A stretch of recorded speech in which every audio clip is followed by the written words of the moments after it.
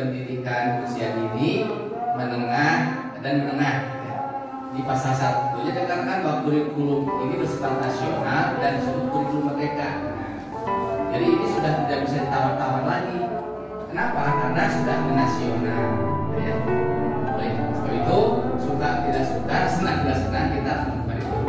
Nah, kalau KMA-nya masih yang 347 2023 atau kemarin ya, mungkin nanti ada revisi.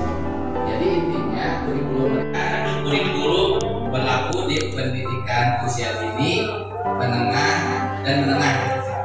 Di pasal 1 dikatakan bahwa kurikulum ini bersifat nasional dan disebut kurikulum merdeka. Jadi ini sudah tidak bisa ditawar-tawar lagi. Kenapa? Karena sudah nasional. Ya. Sebab itu suka tidak suka, senang tidak senang kita harus melakukan itu. Nah, kalau KMA-nya masih yang 347 2023 tahun kemarin ya. Biar nanti ada revisi. Jadi intinya kurikulum merdeka itu adalah penyempurnaan dari kurikulum 13. Jelas. Bahkan lebih sempurna ringkas lagi. Kenapa? Karena materi itu di esensinya saja. Bahkan tidak ada yang namanya penjurusan secara pasif. Nah sekarang IPA, IPS soal dipisah. Nanti itu masih ada mata pelajaran itu, tetapi yang esensi saja. Nah uniknya nanti di kelas 11 di fase F, ya, fase E, fase F itu baru ada yang namanya semacam penjurusan, tapi bukan jurusan IPA bukan, tapi semacam jurusan di mana materi itu akan diperdalam sesuai keinginan. Jadi contoh gini, kalau nanti anak bercita-cita ingin jadi dokter, maka di kelas 11-nya mata pelajaran yang cocok dengan apa? Pasti IPA ya, biologi. Nah di IPA itu ada 4 pelajaran, ada fisika, kimia, biologi, matematik. Nah di kurikulum mereka keempat ini jangan diambil semua, maksimal 3 atau minimal 2. Coba aja biologi dengan fisikanya, ya, yang lainnya jadi ambil. Nah, tapi dia mengambil mata pelajaran lintas lain, apakah dari IPS, dari bahasa atau dari agama, supaya dia itu nanti paripurna gitu. Sehingga materi pokoknya yang dia akan jadi dokter kan biologi ada banyak, yang lain nggak perlu. Contoh saja. Kemudian yang membedakan kedua adalah ada P5, ya, penguatan profil belajar Pancasila. Tapi ada tambahan kita itu apa?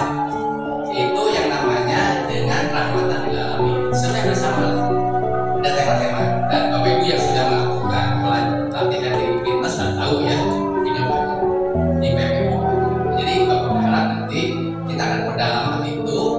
Semua guru harus paham sekali, jangan pura-pura paham atau tidak paham.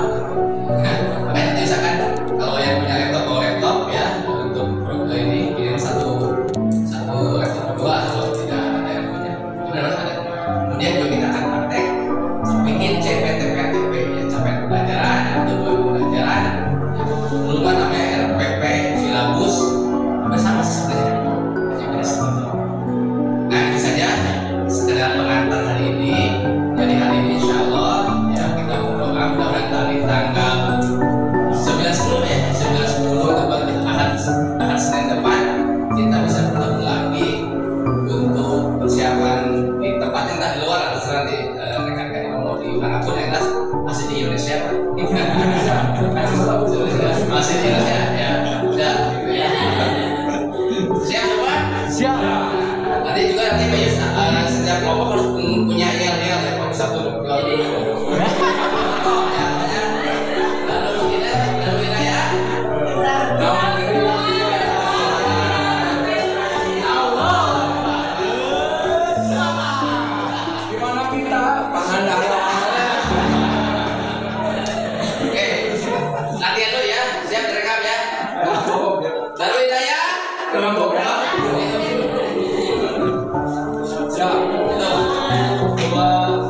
Darul Hidayah.